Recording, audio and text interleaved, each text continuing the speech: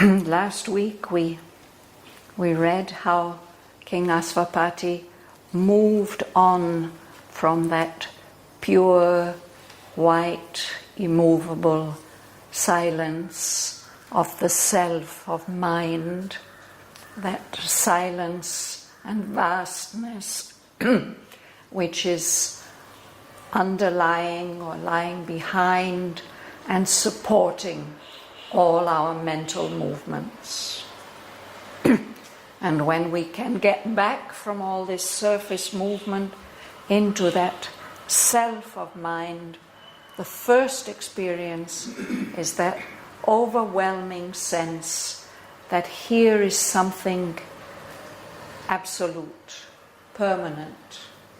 And 𝒂𝒏𝒂 felt here he could stay, the self, the silence, one. But then as the experience proceeded, he saw that this was not yet the pure, silent Brahman. This is a limited state. Above it, there's some impenetrable sky, and below it, there are the depths of the inconscience, and there seems to be no way out in any direction.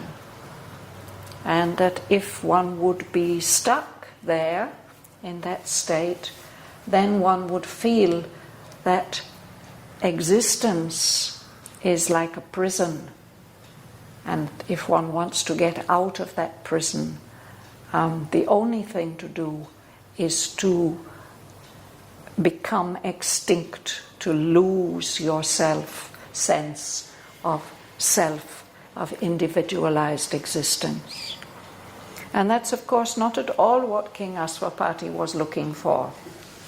He was looking for some higher principle that would have the power to change the way that the world is, to bring a higher truth into operation here in the material world. So he realized that he has to find a higher power than that self of mind. And in answer to his aspiration, it's as if in a far shimmering background of mind space there opens up a kind of tunnel or a well, an opening that has its own light, its own warmth, its own appeal. It's as if it is calling. It's as if that beautiful glowing tunnel with its rosy light is an invitation to go into some warm, appealing depth, which is something very, very deep and yet close and intimate. So the last sentence that we read last time, I think, starts on line 24. As one drawn to his lost spiritual home feels now the closeness of awaiting love, into a passage dim and tremulous that clasped him in from day and night's pursuit, he travelled, led by a mysterious sound. And now Sri Aurobindo is going to describe to us that mysterious sound. A murmur multitudinous and lone. All sounds it was in turn, yet still the same. A hidden call to unforeseen delight in the summoning voice of one long known, well loved, but nameless to the unremembering mind. It led to rapture back the truant heart. The immortal cry ravished the captive ear. Then, lowering its imperious mystery, it sank to a whisper circling round the soul. It seemed the yearning of a lonely flute that roamed along the shores of memory and filled the eyes with tears of longing joy. A cricket's rash and fiery single note, it marked with shrill melody night's moonless hush, and beat upon a nerve of mystic sleep its high, insistent, magical reveille. A jingling silver laugh of anklet bells travelled the roads of a solitary heart. Its dance solaced an eternal loneliness. An old forgotten sweetness sobbing came. Or from a far harmonious distance heard the tinkling pace of a long caravan, it seemed at times, or a vast forest's hymn, the solemn reminder of a temple gong. A bee croon, honey drunk in summer isles, ardent with ecstasy in a slumbrous noon, or the far anthem of a pilgrim sea. An incense floated in the quivering air. A mystic happiness trembled in the breast, as if the invisible beloved had come, assuming the sudden loveliness of a face, and close, glad hands could seize his fugitive feet, and the world change with the beauty of a smile. Into a wonderful, bodiless realm he came, the home of a passion without name or voice. A depth he felt, answering to every height. A nook was found that could embrace all worlds. A point that was the conscious knot of space, an hour eternal in the heart of time.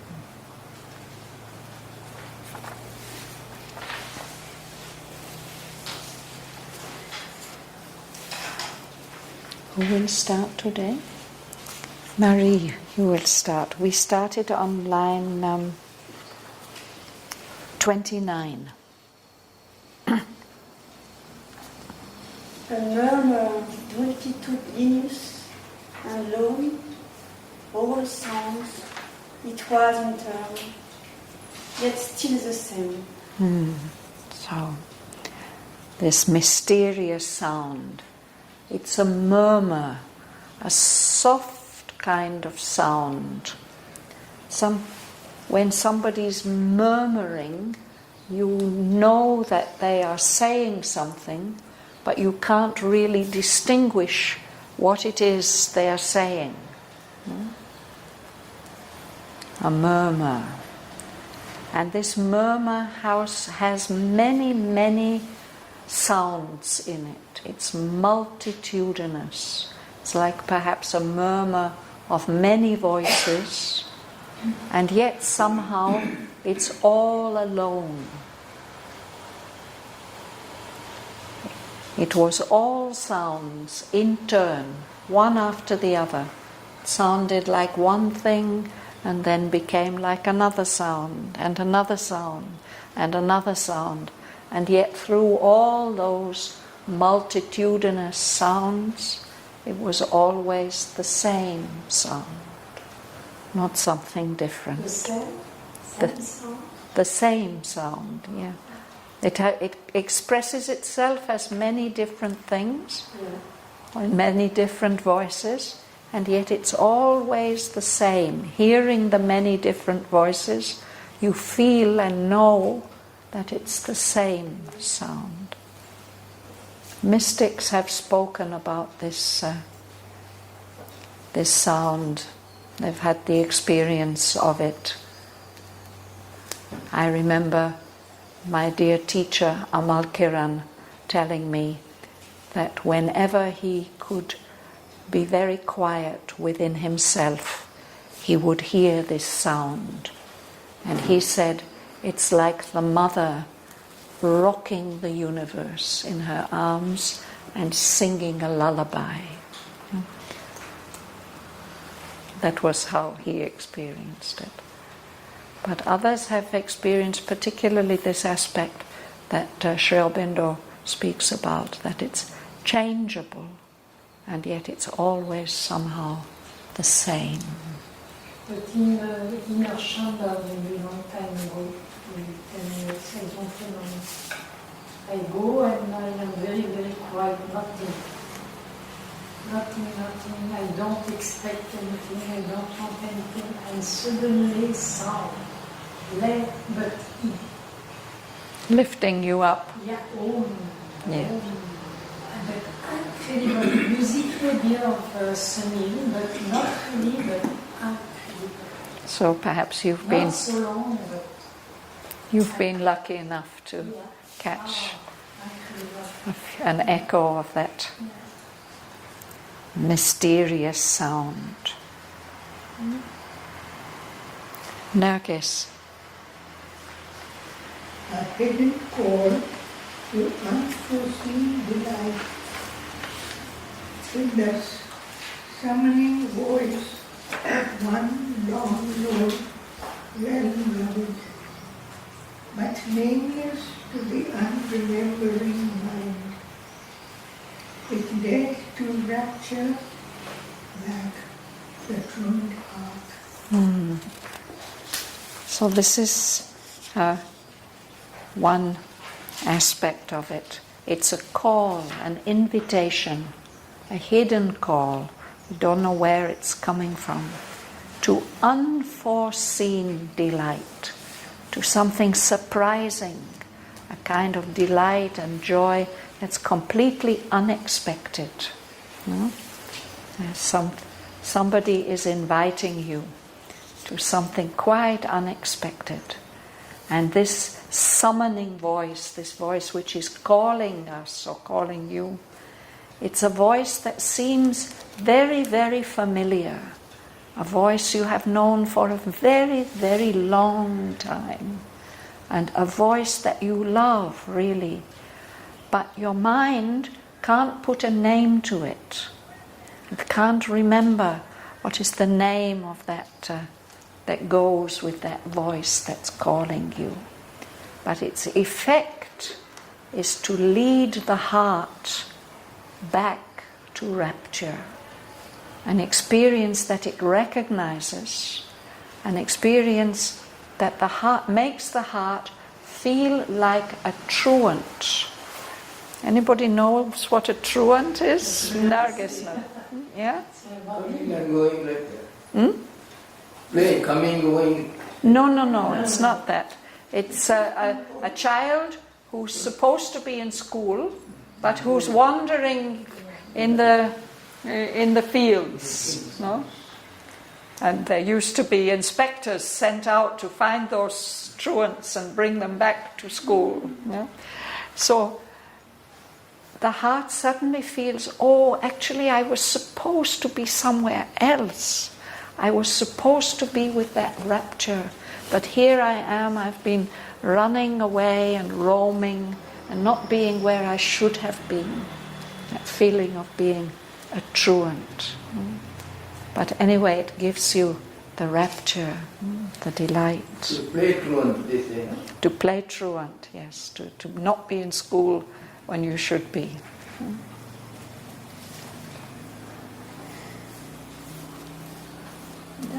Yes. Yeah. I want to try ravish the captive ear, then lowering its imperious mystery, it sang to a whisper, circling round the soul. So it still sounds like a voice. It's an immortal cry, and it gives that sense of extreme delight, ravishment, that you can't tear yourself away from that, the sound of that wonderful voice. It holds the ear, the inner ear, captive. It won't let go. And then it becomes less loud, lowering its imperious mystery. That mysteriousness about that voice has some kind of commanding power, that it holds the ear captive, imperious. It's like a ruler who gives his orders, no? But it becomes very, very quiet. It's the same voice, but it becomes just like a whisper, and it's moving around, circling around the soul. And then it begins to sound like something else. Berber. It seems the journey of lonely feet that roamed along the shores of memory and filled the eyes with tears of longing and joy. So the sound of a flute, a lonely flute. You don't know who's playing that flute, but there it is, moving about. It's roaming along the shores, along the very edge of your memory. You can't quite remember what you know about that flute. And that flute seems to be yearning. It seems to be longing for something, to be wishing for something. And the effect of hearing that flute, that yearning, aspiring flute, it touches the heart so deeply that the tears come. Tears of longing joy. And then again it changes. Patricia. A cricket's rash and fiery singing, marked with shrill melody, night's moonless hush, and beat upon a nerve of mystic sleep, its high, insistent, magical reveille. So you know the cricket in other countries they have the cicada, no? Here we sometimes have very, very loud crickets. They sing at night, and it's repeating the same note over and over again, and there's something very, very dynamic about that note, and he says it's fiery. It has that, it's full of energy, no? Shrill, fiery, single note. So it marked with shrill melody night's moonless hush. Around everything is dark, everything is quiet, but there's this sound that wakes us up. It's a réveil or a réveillé. This word is a French word. I think Sri Aurobindo meant it to be pronounced in the French way here. I'm not sure about it, but I think so. But we have the same word in English for the trumpet call that the soldiers make in the morning to wake all the other soldiers up. the dawn cry, the reveille. No, that, The morning, yes, yes. So, yes, so it's to wake you up. That's what this call does, this sound. There you are, it's night, it's moonless hush. You're there, you're in a state of mystic sleep, and suddenly this call comes to wake you up. Sri Aurobindo mentions this cricket's cry in several places in the poem. In French, réveil means to wake up. Yes. The clock. And the clock. That alarm clock, yes. That has a rash and fiery single note also, the alarm clock. But here it's that insect that in the night,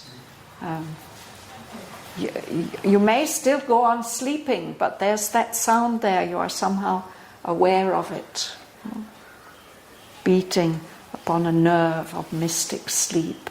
There's a way in which it gets on your nerves feel that wake-up call. And then a different sound. Are you going to read today? No? No? All right, Renan, read. Would you read? Yes. Yeah. I can make this dictionary, no? I can make this. Oh, yes, please. A Jingling. The silver loss of anklet bells traveled the roads of solitary paths.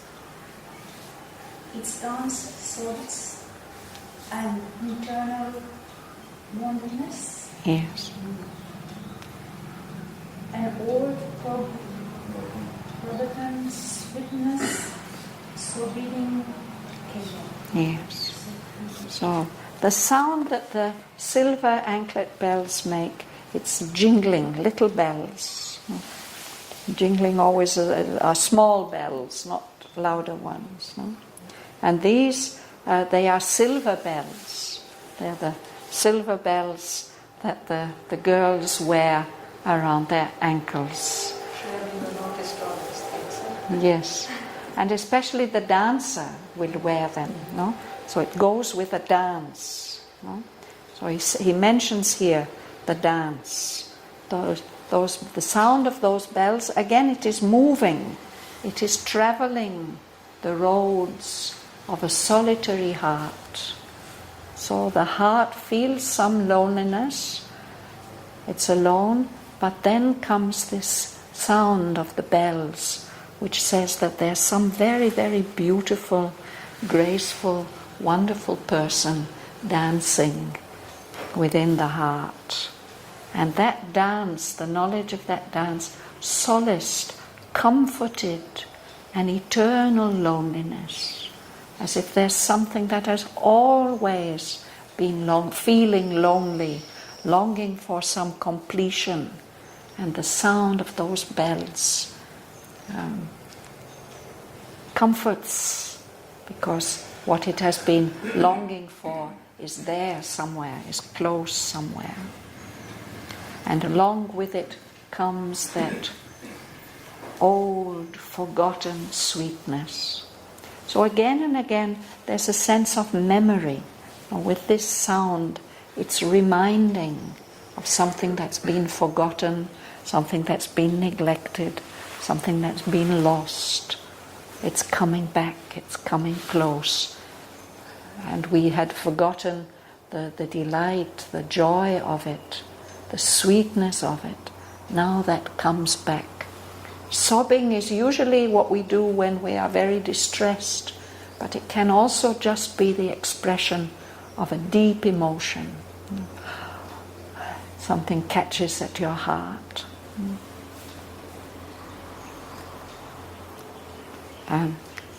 Ganga Lakshmi?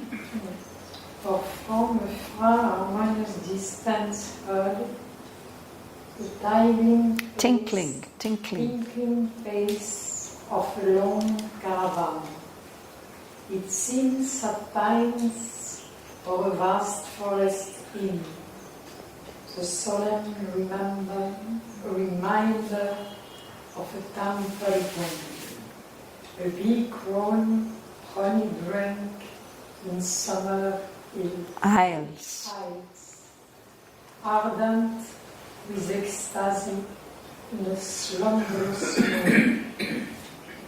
Porte phare antenne or a pilgrim sea. Yes. So here in this sentence, many sounds are coming. No? The sound of a distant caravan, the camels traveling with their loads, and they have bells too. No? And it's heard from a distance, so that makes it harmonious. Sometimes when the wind is in the right direction, in the early morning in Auroville, you can hear somehow the sounds of Pondicherry, but in a very, because it's so distant, it's all harmonized, all those discordant sounds. So hear the sounds of the caravan, something mysterious passing at a distance, the tinkling pace. So the bells, the camels, the bells sound as they move. Tinkling is another sound word for bells, not the sound that bells make. So sometimes it seems like that. It seemed at times the tinkling pace of a long caravan. But I have a question, Shraddhavan. For example, all of this sound, when you remember, you have some story, for example, for the long caravan, for the big family drank, is a memory? Actually, I think here in this sentence, Sri Aurobindo is referring, I said many people, or not many, but some people have had these experiences and they've described them in certain ways. So there's a famous Sufi saint, Dara Shikoh. He heard this sound, and when he was asked to describe it, he said, well, if you can imagine hearing very, very far away the camels passing, it's something like that. So in this sentence, I get allusions. I will try and identify them as far as I can. Another way that it sounded is like the sound of a huge forest. The trees and the leaves moving. The vast forest's hymn, as if there's some sacred song that the huge forest is making. I don't know who has mentioned that, but I feel sure that somebody has. And then another way it comes is like the sound, not of a bell, but a gong. It's a very specially soft, melodious sound, and we associate it with the countries east of here, Southeastern Asia. The gong, yes. That just like the bells we have in our South Indian temples, when we sound the bell, then we feel the divine presence is there. So it's this, but that gong sound is solemn. There's something very serious about it. We hear. Of course, for us, it reminds us of the meditations in the ashram, when they sound the gong. Was Uda's duty at the beginning of the meditation to sound the gong 3 times, the reminder, now the meditation is starting, and then 4 times at the end. So I think Sunil has used this gong sound in some of his music. This is, for me, this fast temple gong. Yeah. And then another, the Irish poet W.B. Yeats has a poem about, he puts it in landscape terms. He says, I must arise and go now. Sorry. Sorry. I won't say the poem. But anyway, he has to go to a place where he hears the sound of the bees in the summer noontide. No? So as bee croon, honey drunk in summer isles. And of course that poem is really about getting away from all the life's cherished guests and going deep to the secret place where the soul is. So those bees, it's also in a way, it's ardent. That is to say, there's some intense emotion in it. It's burning. There's an intensity of ecstasy. No? Those bees gathering their honey and bringing it back and moving about in the sun. And that for us from the north, it's the sound of summer, and the summer which brings the heat and the warmth that we've been missing for a long time. In a slumberous noon, a kind of sleepy state, in the middle of the day. Or we might hear the sea from a great distance. And again, it's like a sacred song, as if that sea is always traveling. It's a pilgrim. It's traveling to some sacred goal. And the sound that it makes, that the waves make as they're on their journey, it's an anthem, a sacred song, a sacred hymn, chanted on the journey. Pilgrim Sea? Sea is the same place for Pilgrim Sea. Yes. It's as if the sea is always moving. No, the waves are always moving. So sometimes one might hear a band of pilgrims. In another place in the poem he mentions that the very highest levels of consciousness, it's as if one can hear the whole of evolution moving upwards like a band of pilgrims. And there he again gives the image of an ocean.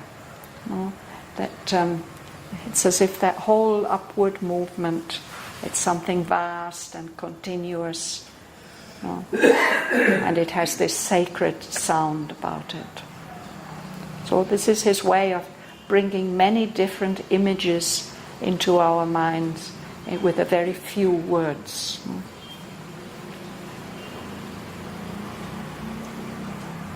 Will you read, please? Yes, yeah. An incense floated in the quivering air, a mystic happiness trembled in the breast, as if the invisible beloved had come, assuming the subtle loveliness of a face, and close glad hands it sees with fugitive feet, and the world changed with the beauty of a smile. There we are. Yes, that's where we stopped. Oh, it's a poem. Yes, yeah. So there's not only a sound, there's also a fragrance, an incense. There are some fragrances that give us this sense of sacredness, no? And this mystic happiness is there in the heart. And it's as if the one that we love, the real beloved, the beloved who's behind all the beloveds, the invisible beloved, has come, and we can even almost see his face, assuming the sudden loveliness of a face. Not only a face, a form. He's come so close that maybe we can even catch hold of his feet, because he's always running away from us. This evokes Krishna, no? That he's always luring us, he's always running away. We want to, now at last we could maybe catch hold of his feet and see his smile, and that would change the whole world for us. It would have a transforming effect. the smile of the beloved.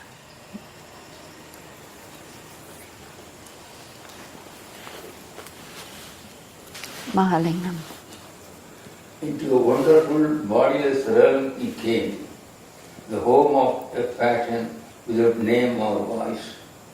A depth he felt, answering to every height. A nook was found that could embrace all worlds. A point that was the conscious knot of space, an hour eternal in the heart of time. Yes. So following that mysterious sound, he comes into a realm, a country that doesn't have forms. It's bodiless. There's an intense feeling there. It's the home of a passion, intense feelings. But there's no way of saying exactly what those feelings are. No? There's no name for them. And they don't express themselves. There's not a voice for them. This is a deep place. He feels a depth, the quality of deepness. So before he'd been going higher and higher and higher and higher, no? Now he's gone in deep into another dimension. And the depths there are deep enough to match all those heights, even to put one in touch with all those higher levels. He has found a nook. A nook is a small place. Children are always looking for a little nook that they can slip into when we can't find them anymore. Oh, yes. It's something cozy, warm, enclosing, a nook. But that nook, it's small, it's like that, intimate, warm, enclosing, and yet it can embrace all the worlds. Everything is contained there. It's just a point, a small point, and yet that point is the conscious knot of space, as if everything that's extended in all of space comes together and is connected there at that point. And in the same way, time changes. There, it's as if it's in time, it's in the very depths, in the heart of time, and yet it's eternal. That moment is always there, unchanging, in the very core of time. Does this not make me think to the 8 rivers like this? It means infinite. The infinite, yes, like this. It looks like a knot, maybe, yes, and there's the point where everything comes together, maybe, yes, yes.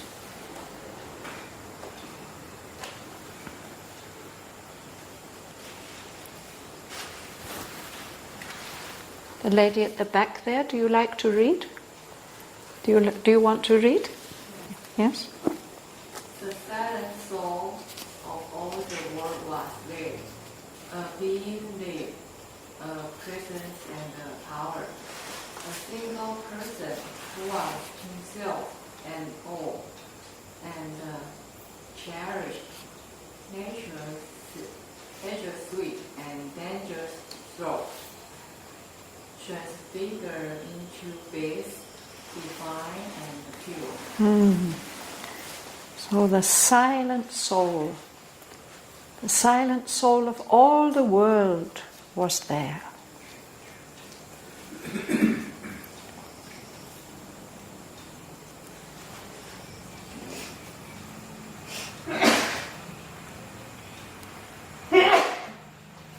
A being presence and a power. A person, a single person that he feels is himself. And at the same time, that person is everything. It's the soul of all the world. And this person, this being, this silent soul, cherishes nature. This is not like the self of mind, which seems to show everything as unreal, illusory, without value. This being who is there loves all of nature, all its sweetness, all its dangerousness, its throbs, the throbs of the heart of life, the beats of life. And it loves all that, it cherishes and holds all of nature, everything in the manifestation, but transfigured, turned into their true forms. Those sweet and dangerous throbs of nature, the throbs of life, in this soul, in this person, they're transfigured into beats that are divine and pure. Everything finding its true meaning and significance and its place in the whole. What's the difference between transfigured and transformed? Transformed is a more general word, actually. Literally, of course, if we take both words in their literal meaning, it's very, very close. But in the usage, we can use transformed in a more general way. In the fairy tales, the prince can be transformed into a frog, and the frog can be transformed into a prince. No? But transfigured we use specially in the sense of being turned into our most divine form. In French, figure means face. Face, yes. But transfiguré, doesn't it have the meaning of being transformed into a higher form of oneself? Yeah. Transfiguré. Yes.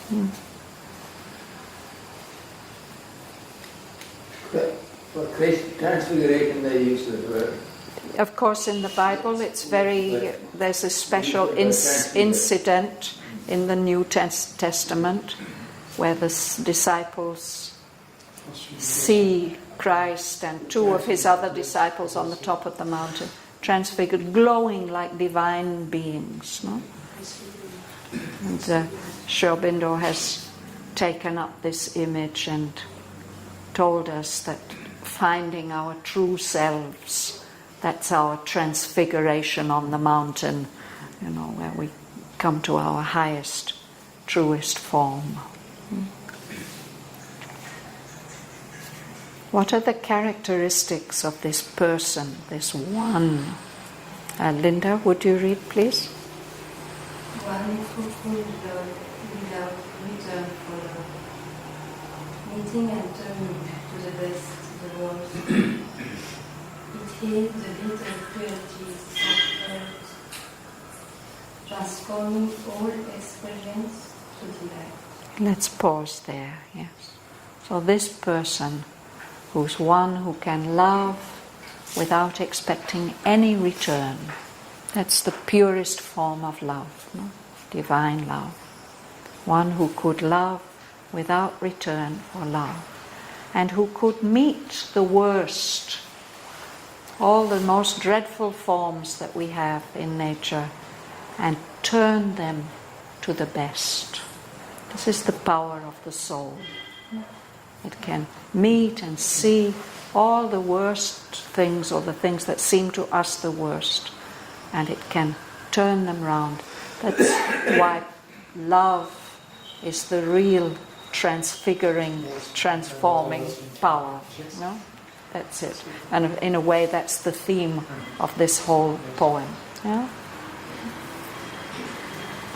But of course, that's that's only partially true of our partial human love, but this is the source of that love. So it has the power to heal the bitter cruelties of earth. There are so many terrible things happening in our world, all the bitter cruelties, and we wonder, how can the Lord allow it all like this? But we're told that if we reach this point, suddenly everything gets healed and justified even, so that we ourselves have to say, yes, it has to be like that. We reach some kind of deep healing and understanding. And it transforms all experience to delight. So if we want to get beyond the dualities, if we want to get beyond this disguise, triple disguise of indifference and pain and joy, the way to do it is to go deep, deep in to the soul. Would you like to read, Mom? Integrated into the sorrowful place of birth, he wraps the cradle of the cosmic child, and still wagging with his hand of joy. Thank you. So this power acts, it intervenes. We have another word, interfere. Now we tell people, don't interfere, let things take their course. But it comes into, intervenes in the sorrowful paths of birth. With birth goes death. So the sorrowful paths of birth, the sorrowful paths of life and death on earth. But what it is doing there, on those sorrowful paths, it is rocking the cradle of the cosmic child. In these sorrowful paths and in this evolutionary movement of the whole universe, someone is growing up, the cosmic child, the divine in his child form, growing, developing. So it's the power of the soul that rocks the cradle of that growing child, that small baby who has to grow up and become the universal Godhead. We rock the cradle of the child in order to make it feel happy and go to sleep, to stop it crying. So with its hand of joy, this power of the soul stills all weeping with its hand of joy, that touch. Is there slight difference in intervene and interfere? Yes, intervene tends to be positive. Yeah, interfering we don't like interference. Yes, but intervention we ask people to intervene in a matter. Yes, to make things better. Yes, exactly.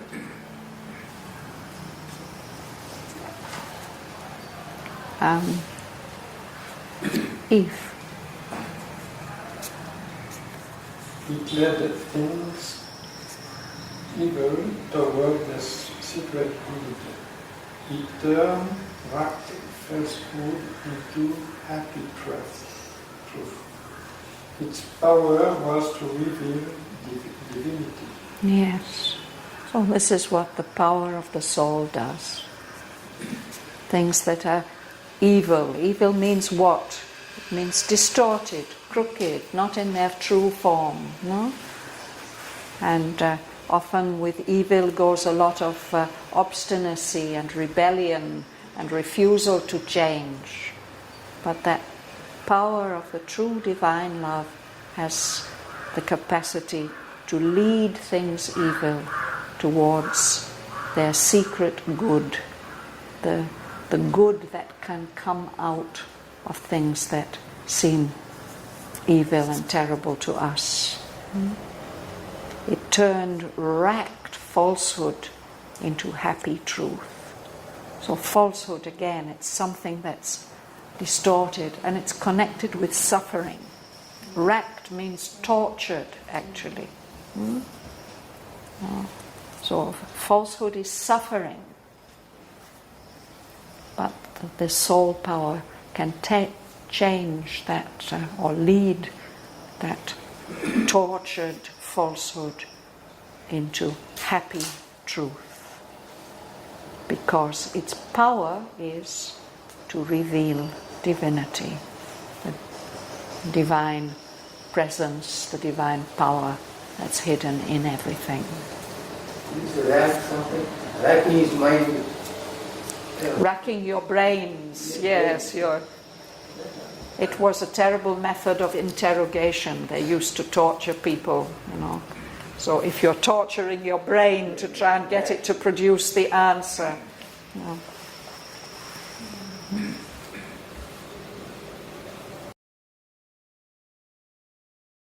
A murmur multitudinous and lone, all sounds it was in turn, yet still the same. A hidden call to unforeseen delight, in the summoning voice of one long known, well loved, but nameless to the unremembering mind. It led to rapture back the truant heart. The immortal cry ravished the captive ear. Then, lowering its imperious mystery, it sank to a whisper circling round the soul. It seemed the yearning of a lonely flute that roamed along the shores of memory and filled the eyes with tears of longing joy. A cricket's rash and fiery single note, it marked with shrill melody night's moonless hush, and beat upon a nerve of mystic sleep its high, insistent, magical reveille. A jingling silver laugh of anklet bells travelled the roads of a solitary heart. Its dance solaced an eternal loneliness, an old forgotten sweetness, sobbing came. Or from a far harmonious distance heard the tinkling pace of a long caravan, it seemed at times, or a vast forest's hymn, the solemn reminder of a temple gong, a bee croon honey-drunk in summer aisles, ardent with ecstasy in a slumberous noon, or the far anthem of a pilgrim sea. An incense floated in the quivering air. A mystic happiness trembled in the breast, as if the invisible beloved had come, assuming the sudden loveliness of a face, and close glad hands could seize his fugitive feet, and the world change with the beauty of a smile.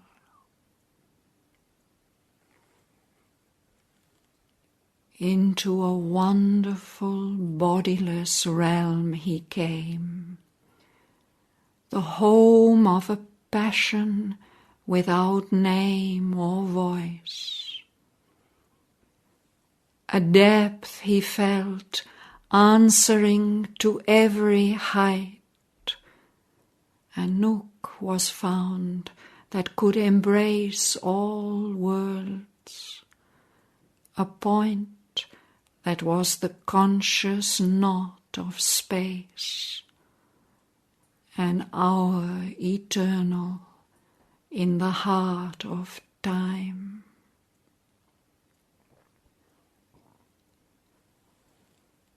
The silent soul of all the world was there. A being lived, a presence and a power, a single person who was himself and all, and cherished nature's sweet and dangerous throbs, transfigured into beats divine and pure. One who could love without return for love, meeting and turning to the best, the worst. It healed the bitter cruelties of earth, transforming all experience to delight.